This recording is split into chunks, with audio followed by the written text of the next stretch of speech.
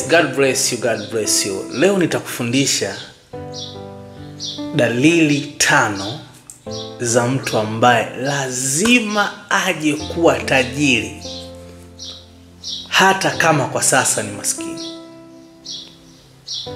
Kuna watu ukiwaangalia kwa sasa unawaona wana picha ya umaskini. Hauoni nuru yoyote.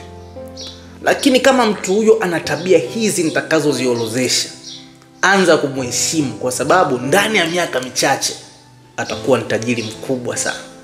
Unajua utajiri wa kweli hautafuti kwa miezi. Unaweza kuchukua miaka 3 mpaka miaka 10. Utajiri uliotafutwa kwa miaka 10 una uwezo wa kuridhishwa vizazi hadi vizazi. Mimi sizungumzii watu ambao wanashinda betting, wanapata pesa za bahati nasibu. Pesa unavyoipata kwa ugumu itaondoka kwa ugumu.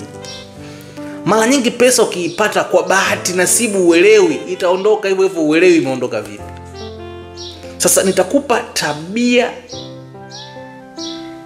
5 ama dalili 5 za mtu ambaye lazima aje kuwa tajiri. Angalia video hii mpaka mwisho. Yamkini na kuna uwezekano ukawa ni wewe. God bless you. Tabia ya kwanza ama dalili ya kwanza, ukimwona mtu huyo ni mbunifu na anajiudi kwenye kazi anayoifanya. Kazi yote anayoifanya anaongeza na ubunifu, afanye kwenye ukawaida. Hata kama kwa sasa ni maskini hajafanikiwa bado, anza kumwangalia kwa jicho la ziada. Anza kumheshimu. Epuka kumdharau, utakuja kumheshimu kwa aibu siku moja. Lakini dalili ya pili ni muaminifu kimpa kazi fulani. Kuna watu ukiwapa kazi fulani hivi, waaminifu, wamenyooka hivi. Utajiri hauongei kwa habari ya ujanja. Watu walionyooka. Sizungumzie wezi, maana kuna wale wezi utajiri wao ni wawizi. Sizungumzia watu. Siko hapa kuzungumzia kabisa watu. Nazungumzia utajiri wa halali, ule wa process ambao umesimama hivi. Ukianza kumwona mtu ni muaminifu sana, anafanya kitu kwenye hali ya ustadi lakini ni muaminifu zaidi, huyo mtu ana dalili za kuja kuwa tajiri. Ukiona mtu ana dalili ya 3, ukiona mtu anajifunza kwa waliofanikiwa, anapenda kujifunza kwa watu ambao wamepata maendeleo kwenye jambo fulani. Mtu kama anataka kufungua hardware, anapenda kujifunza kwa watu wenye hardware makubwa, anakuwa nao karibu, anakuwa mpole, msikivu, anakubali kutumwa, kuagizwa, kuelekezwa. Mtu huyo muangalie kwa jicho la karibu. Dalili ya 4, ukimwona mtu ana nidhamu ya fedha, hata kama ana pesa, ainui tabia ovu. Kuna watu wakiwa na pesa tu, unatamani kumwambia Mungu naomba huyu mtu umpokonye, maana anatesa jamii. Kuna watu wakiwa na pesa, yani utajua tu, nyanyasa wanyonge vibaya mno. Lakini dalili ya mwisho, anatumia vizuri mitandao ya kijamii. Siku hizi biashara imeswitch na imehamia kwenye social networks. Ukiona mtu anatumia vizuri kabisa mitandao ya kijamii, anza kumheshimu. Muangalie kwa jicho la ziada. Yamkini huyo mtu atakuja kuwa bilionea mkubwa sana. Promotion zake anazifanya vizuri kwenye social networks. Muangalie kwa jicho la nyongeza. God bless you. Mungu akubariki sana. It's me, Levi Azel.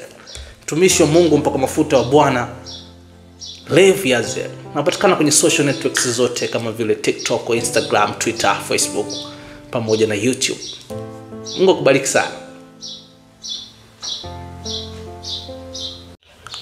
Oh yes, God bless you, God bless you. Leo tumejifunza dalili za mtu ambaye lazima awe tajiri hata kama kwa sasa anaonekana maskini katika jamii ambayo inamzunguka. Lakini kwanza, kabla ya yote, ni kuombe sana uweze kusubscribe channel yako nzuri kabisa hii ya Levi Azel, ili uendelee kupata mafundisho mazuri ya kiimani,